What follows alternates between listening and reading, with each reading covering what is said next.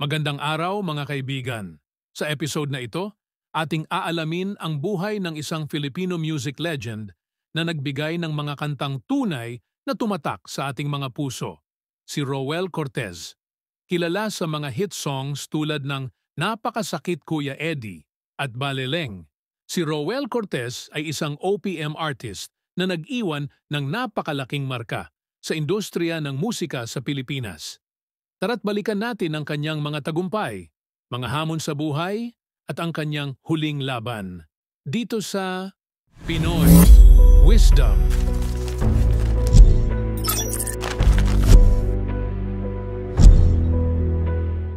Si Roel Cortez ay ipinanganak bilang Roel Corpuz noong November 13, 1957 sa Maykawaya, Bulacan.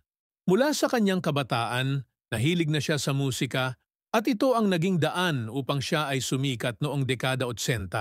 Una siyang nakilala sa kanyang mga awiting Tagalog na naging instant hits tulad ng Napakasakit Kuya Eddie, isang kantang sumasalamin sa mga hinanakit ng mga overseas Filipino workers. Ang awiting ito ay naging anthem ng maraming Pilipino sa loob at labas ng bansa. Napakasakit Kuya Eddie, ang sinabi ng aking buhay.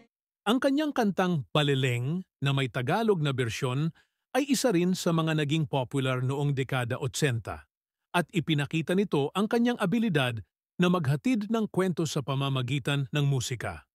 Sa kanyang buong karera, naglabas si Roel Cortez ng maraming kanta na tumatak sa mga Pilipino, kabilang ang Iniibig Kita, Dalagang Probinsya Na, at Sa Mata Makikita.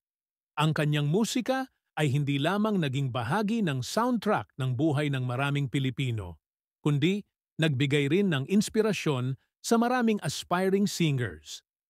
Sa kabila ng kanyang tagumpay sa musika, hindi naging madali ang huling mga taon ni Roel Cortez. Noong 2015, ibinunyag niya sa isang panayam sa Kapuso Mo, Jessica Soho, na siya ay nagdurusa sa stage 4 colon cancer. Ayon sa kanya, napakahirap ng kanyang kalagayan at inamin niyang siya ay pagod na sa ganitong uri ng buhay. Si Roel ay nakaratay na lamang at nahirapan ng makalakad sa kanyang kalagayan, na humantong sa kanyang pagpanaw noong April 1, 2015 sa edad na 57. Bagaman siya ay pumanaw na, ang mga awitin ni Roel Cortez ay mananatiling buhay sa puso ng maraming Pilipino. Ang kanyang mga kanta ay patuloy na pinakikinggan, nagpapaalala sa atin ng mga kwento ng pag-ibig, pighati at pag-asa. Si Roel ay hindi lamang isang mga awit. Siya ay isang tunay na tagapagdala ng kultura at emosyon ng ating bayan. At diyan nagtatapos ang ating pag-alala sa buhay at legasiya ni Roel Cortez, ang OPM legend na nagbigay inspirasyon sa maraming Pilipino. Ano sa tingin ninyo ang pinakatumatak na kanta ni Roel Cortez para sa inyo? I-comment nyo lang yan sa ibaba at pag-usapan natin.